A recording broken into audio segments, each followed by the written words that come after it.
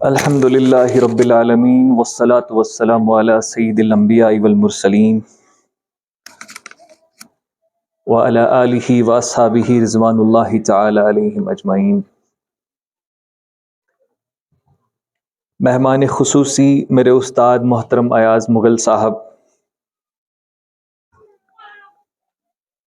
دیگر معزز مہمانان گرامی جو یہاں پر موجود ہیں پہلی صف میں، خواتین و حضرات، عزیز طلباء و طالبات، اور سب سے بڑھ کر اس ادارہ کی انتظامیہ، اس کے محتمم پرویز صاحب اور پرنسپل صاحب، آپ سبھی کو السلام علیکم ورحمۃ اللہ وبرکاتہ۔ میں کوئی لمبی چوڑی تقریر نہیں کروں گا، خصوصاً جب میرے استاد محترم یہاں پر بیٹھے ہوں تو زیادہ لب کشائی کی جسارت کرنا بے ادبی کے زمرے میں نہ آ جائے، مگر جنوں تعلیم کچھ فرما رہا ہے، خرد کا ساتھ چھوٹا جا رہا ہے۔ میں نے ان ننھے بچوں کی تقاریر سنی، چاہے وہ نسوانیت پر تھیں، چاہے وہ اچھی باتوں پر تھیں، چاہے وہ تعلیم اور اخلاقیات کے حوالے سے تھیں، چاہے ان کی آرزو یہ تھی کہ وہ اس ملک کے وزیر اعظم بنے۔ انگریزی میں بھی تقاریر سنی، اردو میں بھی خطابات سنے اور ہندی میں بھی سنے۔ بہت سی آرزوؤں اور بہت سی تمناؤں کا خاکہ میرے ذہن میں کھنچ چکا ہے۔ شاید سامعین کے لیے وہ انگریزی سمجھنا مشکل تھا کیونکہ وہ اس زبان سے واقف نہیں، مگر ان بچوں کی اپنی پرورش اور اپنی ذہنی نشو و نما کے لیے وہ بہت اہم تھی، اور شاید اسی لیے آپ صبر کا دامن پکڑ کر یہاں پر خاموشی سے ان کو سن رہے تھے۔ میں انگریزی میں آپ سے خطاب نہیں کروں گا، پورے عالم میں نے ہمیشہ انگریزی میں خطاب کیا ہے، اردو میری اتنی اچھی نہیں ہے، پھر بھی کوشش کر رہا ہوں کہ آپ کے سامنے آپ سے مخاطب ہوں تو اپنی بات، اپنا مقصد آپ تک پہنچا سکوں۔ سب سے بڑی چیز جو میرے ذہن پر ابھی تک طاری ہے، وہ جو دو بچوں نے اپنے خواب کا اظہار کیا کہ وہ اس ملک کے وزیر اعظم بننا چاہتے ہیں۔ ایک بہت بڑا خواب ہے۔ اللہ اپنے فیصلے ان بچوں کے حق میں کرے اور ملائکہ کا ساتھ ان کو عطا کرے، اس پسماندہ علاقے سے بھی کوئی چراغ اتنا اونچا نکلے کہ جس کی روشنی سے یہاں کے اندھیرے بھی دور ہوں۔ مگر عزیزان محترم، خواب دیکھنا اچھی بات ہے، اس کی تعبیر کرنے کے لیے بہت محنت کرنی پڑتی ہے۔ اس علاقے سے اس مقام پر پہنچنے کے لیے کسی بچے کو سب سے پہلی چیز جس کی ضرورت ہے وہ اس علاقے کا سیاسی فہم و شعور اور سیاسی اتحاد و اتفاق ہے۔ اگر ایک ایک نالی، ایک ایک ڈنگے، ایک ایک باتھ روم کے اوپر یہاں پر لوگ بٹے ہوئے ہوں گے تو آپ اس خام خیالی میں مت رہیں کہ یہاں سے نکل کے کوئی اس ملک کا وزیر اعظم بن سکے۔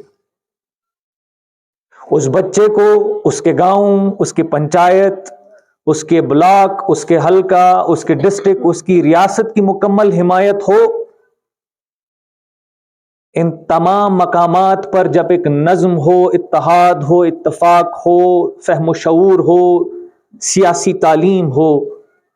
تب جا کر کے ان بچوں کا خواب ایک طویل عرصے کی سیاسی محنت اور جد و جہد کے بعد اس مقام پر پہنچ سکتا ہے جو آج تک پچھلے 70 سالوں سے شرمندہ تعبیر نہ ہو سکا، جبکہ اس ریاست نے بڑے بڑے قداور سیاسی لیڈر پیدا کیے۔ اس میں صرف ان بچوں کی محنت کافی نہیں ہے، اس کے پیچھے پورے علاقے کی محنت کی ضرورت ہے، کیونکہ یہ خواب صرف ان بچوں کا نہیں، یہ خواب پورے علاقے کا ہوتا ہے۔ لیکن اس میں کسی قسم کا بغض، حسد، کینہ، عناد ایک فرد کے دل میں بھی آ جائے تو وہ اس کے راستے اور اس کے سفر کو روک دے گا۔ اس کے ساتھ دوسری اہم چیز کی جو ضرورت ہے، اقتدار کی خواہش سے پہلے عدل کے تقاضے پورا کرنا بہت ضروری ہوتا ہے۔ اگر اقتدار عدل سے جدا ہو جائے تو وہ چنگیزی اور جبر بچ جاتا ہے۔ محض قابل حکمران کافی نہیں ہوتا، رحم دل حکمران بہت اہم ہوتا ہے۔ ہٹلر بھی بہت قابل تھا، دنیا میں بڑے بڑے جاویرانہ حکمران جو آئے وہ بہت قابل تھے، لیکن رحم دل نہیں تھے۔ اسی لیے جب ہم کوئی کام کرتے ہیں، اللہ کے کلام کو پڑھتے ہیں، تو پہلے اس کی صفت رحمانی کا ذکر کرتے ہیں، بسم اللہ الرحمن الرحیم، اس خالق حقیقی کے نام سے جو بے انتہا مہربان اور رحم کرنے والا ہے۔ اس کی رحمت کے امیدوار بننے کے لیے اس کی مخلوق پر رحم کرنا بہت ضروری ہے۔ ایک چیز مجھے اس چیز کی خوشی ہے کہ اس پسماندہ علاقے میں ایسا ادارہ ہے جو اس قدر بچوں کو تیار کر رہا ہے کہ وہ اتنی فصاحت اور اتنی جمالیاتی حس کے مطابق سامعین کے سامنے اس قدر تقریر کرنے کے قابل ہیں، اور اتنا مواد ان کے پاس ہے کہ جس کو وہ بڑی خوش اسلوبی سے یہاں پر پیش کر سکیں۔ اس کے لیے اس ادارے کے محتمم پرویز صاحب اور اس ادارے کے پرنسپل، تمام اساتذہ کرام اور ساری انتظامیہ مبارکباد کے مستحق ہے، اور آپ لوگوں کو بھی چاہیے کہ ان کا بہت زیادہ سے زیادہ تعاون کریں تاکہ آپ کے اس گاؤں سے، اس علاقے سے جو ادارہ ہے، آپ کے بچوں کے روشن مستقبل کا ذریعہ بنے۔ میں خود جہان تعلیم کا ایک ادنا طالب علم ہوں اور اس سے منسلک ہوں۔ تعلیم کی اہمیت یہ نہیں ہے کہ اس کو حاصل کر کے ملازمت ملے، تعلیم کی اہمیت یہ ہے کہ آدمی کو بھی میسر نہیں انسان ہونا، آدمی سے انسان ہونے کا سفر بغیر تعلیم کے مکمل نہیں ہوتا، اور جن تقاضوں کی میں نے شروعات میں بات کی وہ بغیر تعلیم کے حاصل نہیں ہوں گے۔ میں شکر گزار ہوں اس ادارے کی انتظامیہ کا کہ اس آفیشیل وزٹ کے دوران انہوں نے مجھے دعوت دی کہ میں آپ کے اس پروگرام میں شریک ہو سکوں، اور مجھے یہاں شریک ہو کے بڑی خوشی حاصل ہوئی۔ آخر میں آپ سے اجازت لوں گا فیض احمد فیض کے ان اشعار کے ساتھ کہ آج کا غم جو ہے زندگی کے بڑے گلستاں سے خفا، زرد پتوں کا بن جو میرا دیس ہے، درد کی انجمن جو میرا دیس ہے، پڑھنے والوں کے نام وہ جو اصحاب طبل و علم کے دروں پر کتاب اور قلم کا تقاضا لیے ہاتھ پھیلائے پہنچے، وہ جو اپنے ننوں میں لو اور چراغوں کے علم لے کے ہاتھ پھیلائے پہنچے، آنے والے دنوں کے سفیروں کے نام جن کے سینے میں شہداء کے شبتاب گوہر،